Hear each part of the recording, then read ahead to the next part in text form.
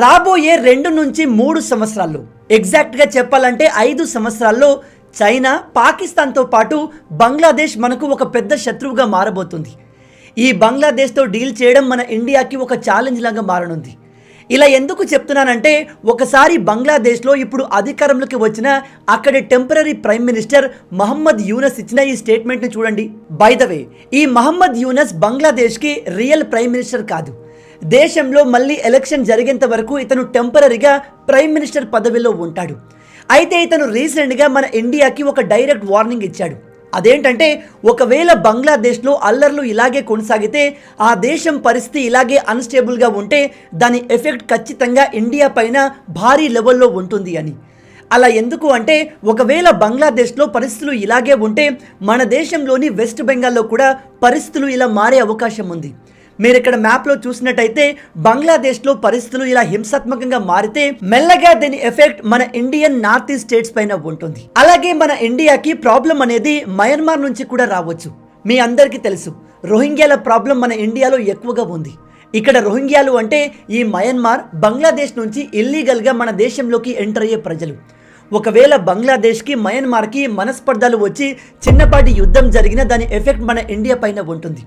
నేను మళ్ళీ చెప్తున్నాను, ఈ మహమ్మద్ యూనస్ బంగ్లాదేశ్ యొక్క రియల్ ప్రైమ్ మినిస్టర్ కాదు.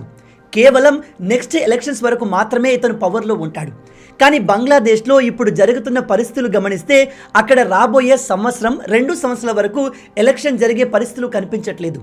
నా అంచనా ప్రకారం ఇతను చాలా రోజుల వరకు పవర్లో ఉండబోతున్నాడు. ఒకవేళ ఎలక్షన్ జరిగినా కూడా బంగ్లాదేశ్లో ఉన్న BNP పార్టీ పవర్లోకి వచ్చే అవకాశం ఉంది.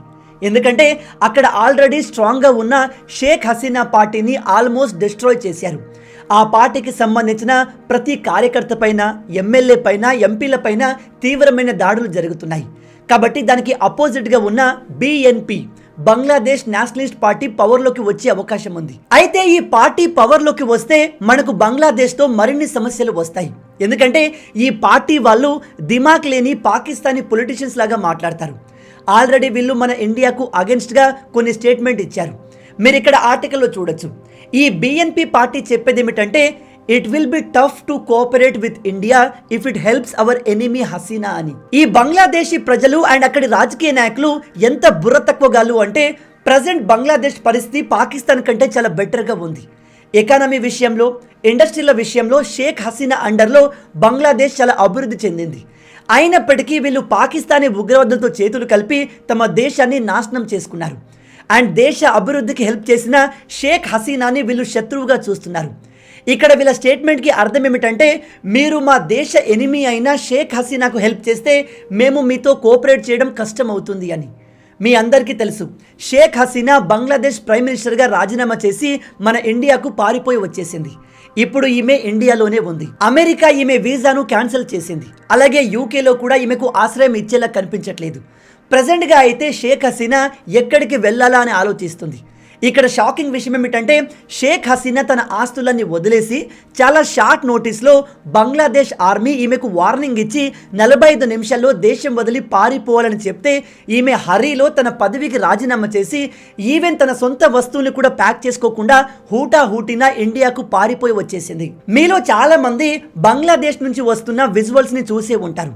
అక్కడ విద్యార్థుల రూపంలో ప్రొటెస్ట్ చేస్తున్న చాలా వరకు రాడికల్ ఇస్లామిస్టులు ఈ షేక్ హసీనా ఇంట్లోకి చొరబడి ఆమె వస్తువులని పగలగొట్టి ఇంట్లో ఉన్న టీవీలను, ఇతర వస్తువులను, ఈవెన్ ఈమె చీరల్ని కూడా ఎత్తుకుపోతున్నారు.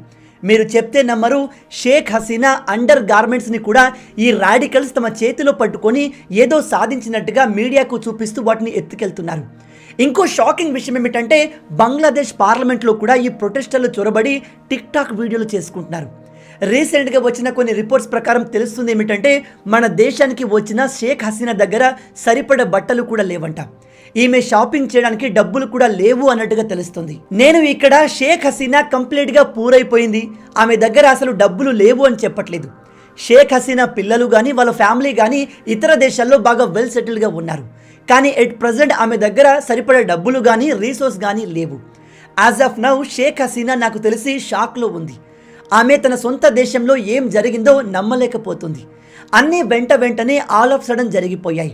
నాకు తెలిసి కొన్ని రోజుల్లోనే ఈ షేక్ హసీనా రష్యాకి లేదా ఫిన్లాండ్కి లేదా యూరప్లోని ఏదైనా కంట్రీకి అది కుదరకపోతే దుబాయ్కి వెళ్ళిపోయే ప్రయత్నంలో ఉంది. ఇలా తన ప్రాణాలు కాపాడుకోవడానికి మన దేశానికి వచ్చిన షేక్ హసీనాను, బంగ్లాదేశ్ అభివృద్ధి కోసం పనిచేసిన ఈ షేక్ హసీనాను ఆ దేశంలో ఉన్న ఒక పార్టీ శత్రువుగా చూసి ఆమెను ఇండియా కాపాడుతుంది కాబట్టి ఇండియాతో మాకు వైరం పెరిగే అవకాశం ఉంది అన్నట్టుగా వాళ్ళు స్టేట్మెంట్స్ ఇస్తున్నారు.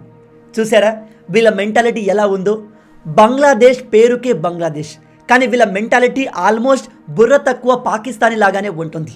ఇక్కడ షాకింగ్ విషయం ఏమిటంటే ఈ బిఎన్పి పార్టీ వాళ్ళు ఇంకా పవర్లోకి రాలేదు. ప్రజెంట్ అక్కడ టెంపరీ ప్రైమ్ మినిస్టర్గా మహమ్మద్ యూనస్ ఉన్నాడు. రేపు ఎలక్షన్లు జరిగితే ఈ బిఎన్పి పార్టీ పవర్లోకి వచ్చే అవకాశం ఉంది. ఎందుకంటే ఈ దేశ ప్రజలకు వేరే పార్టీకి ఓటేసేందుకు అవకాశమే లేదు. షేక్ హసీనా పార్టీని దేశంలో లేకుండా కంప్లీట్గా డిస్ట్రాయ్ చేశారు. నేను గ్యారంటీగా చెప్తున్నాను, రాబోయే ఎలక్షన్లో ఈ పార్టీ వాళ్ళు గెలిచి మన ఇండియాకు చాలా ప్రాబ్లమ్స్ని క్రియేట్ చేయబోతున్నారు. ఆల్మోస్ట్ ఈ బంగ్లాదేశ్ పాకిస్తాన్ లాగే మారబోతుంది. ఎందుకంటే వీళ్ళ మెంటాలిటీ ఆల్మోస్ట్ సేమ్ ఉంటుంది. మీరు చెప్తే నమ్మరు, ఈ బంగ్లాదేశీ ప్రజలకు మన ఇండియన్స్ అంటే ఎందుకో అస్సలు పడదు. మీరు క్రికెట్ విషయంలో చూసుకోండి, మన ఇండియన్ టీం గెలిస్తే వీళ్ళకు అస్సలు నచ్చదు. మనకు బంగ్లాదేశ్కి ఎటువంటి వైరం లేదు, అయినా కూడా వీళ్లకు మన ఇండియన్ క్రికెట్ టీం అంటే అస్సలు పడదు. విచిత్రం ఏమిటంటే ఈ బంగ్లాదేశ్కి స్వాతంత్రం తేవడానికి మన ఇండియా చాలా కష్టపడింది. మన 100 మంది సైనికులు పాకిస్తాన్తో యుద్ధం చేసి వీళ్ళకి స్వాతంత్రం వచ్చేలా చేశారు. అయినా కూడా వీళ్లకు ఇసుమంత విశ్వాసం కూడా ఉండదు. నేను ఈ బంగ్లాదేశీ వాళ్ళను బుర్ర తక్కువగాళ్ళు అని ఎందుకు అంటున్నానంటే వీళ్ళు కొద్దిగా వీళ్ళ హిస్టరీని చూసినా ఇండియా వీళ్లకు ఎంత హెల్ప్ చేసిందో క్లియర్గా అర్థమవుతుంది. నిజానికి ఈ బంగ్లాదేశ్ యొక్క అసలైన ఎనిమి అటు చైనా, ఇటు పాకిస్తాన్. ఈ విషయాన్ని షేక్ హసీనా గమనించే ఆమె మన ఇండియాకు ఫ్రెండ్లీగా ఉండేది. కానీ ఇప్పుడు ఆమెనే తమ దేశంలో లేకుండా చేశారు. దేశాన్ని అభివృద్ధి చేసిన, తమ దేశ ఎకానమీని స్ట్రాంగ్ చేసిన ప్రైమ్ మినిస్టర్ని దేశం నుంచి పారిపోయేలా చేసిన ఈ బంగ్లాదేశీ ప్రజల్ని బుర్ర తక్కువగాలు అనకపోతే ఇంకేమంటాం? మన ఇండియా కూడా ఇకపై నుంచి బంగ్లాదేశ్తో డైరెక్ట్గా టు ది పాయింట్ మాట్లాడాలని డిసైడ్ అయిపోయింది.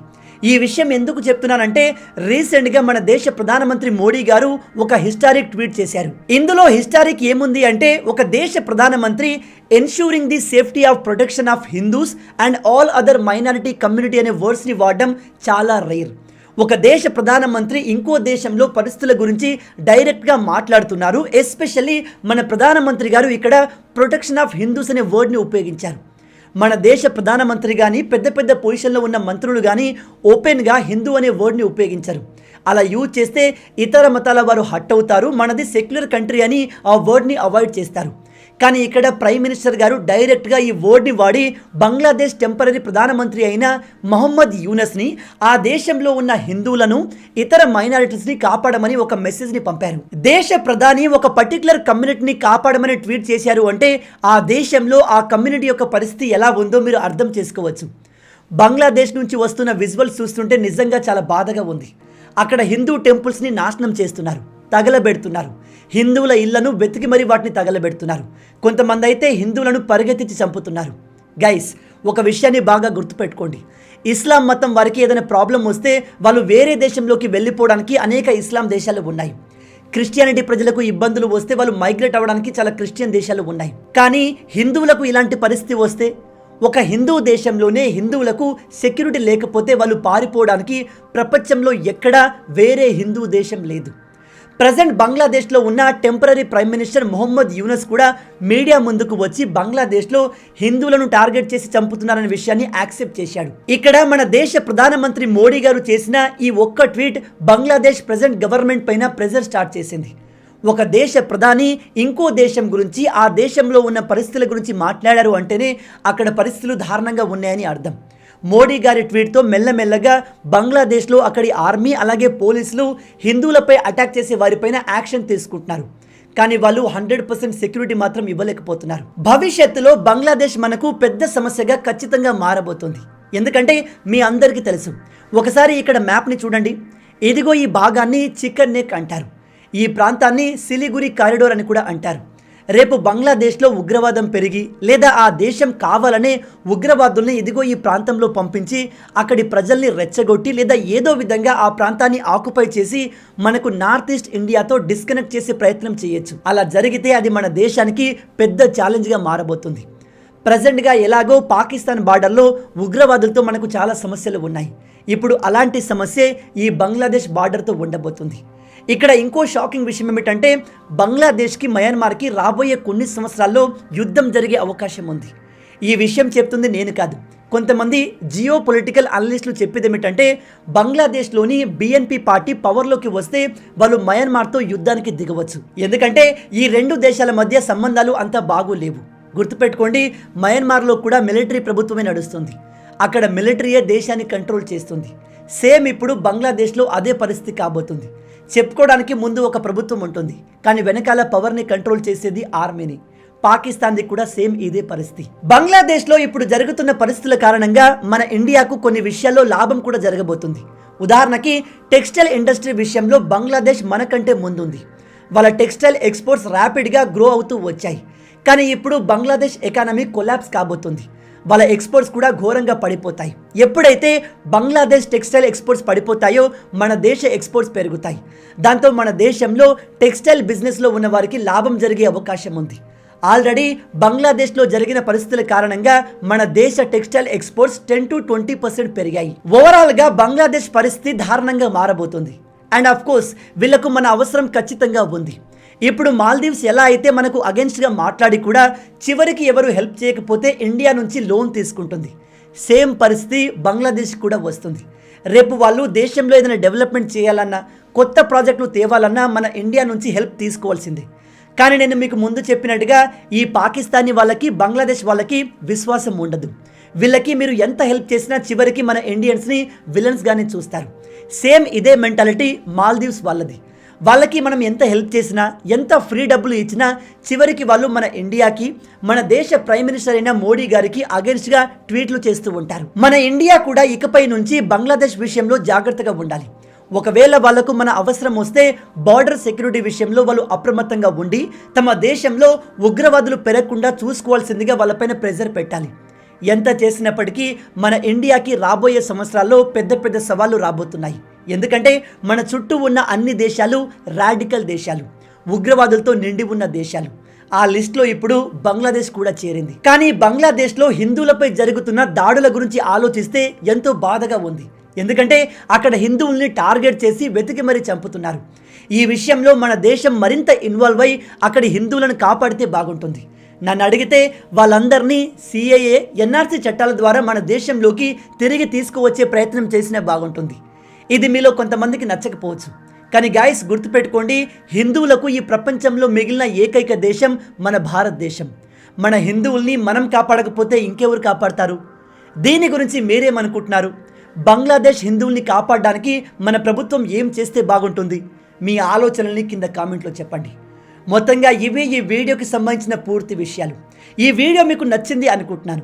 నచ్చితే అలా ఊరికే చూసి వెళ్ళిపోకుండా వీడియోని లైక్ చేయండి. ఈ వీడియోకి నేను మీకు ఇచ్చే లైక్స్ టార్గెట్ 5000 లైక్స్. చాలా ఈజీ, సింపుల్గా చేసేయండి. మీరు కొట్టే లైక్స్కి కింద ఉన్న లైక్ బటన్ పగిలిపోవాలి. అలాగే ఇలాంటి మరిన్ని ఇంట్రెస్టింగ్ వీడియోస్ కోసం మన ఛానల్ని సబ్స్క్రైబ్ చేసి మమ్మల్ని సపోర్ట్ చేయొచ్చు కదా. ఇది మీకు కంప్లీట్లీ ఫ్రీయే, కానీ మీరు చేసే ప్రతి ఒక్క లైక్ అండ్ సబ్స్క్రిప్షన్ మాకు మరిన్ని వీడియోస్ చేయడానికి ఒక మోటివేషన్లా ఉంటుంది. కాబట్టి వీడియోని లైక్ చేసి ఛానల్ని సబ్స్క్రైబ్ చేయడం మర్చిపోవద్దు. రాబోయే వీడియోలో ఇంకో ఇంట్రెస్టింగ్ టాపిక్తో మళ్ళీ కలుద్దాం. అంటిల్ దెన్, జై హింద్.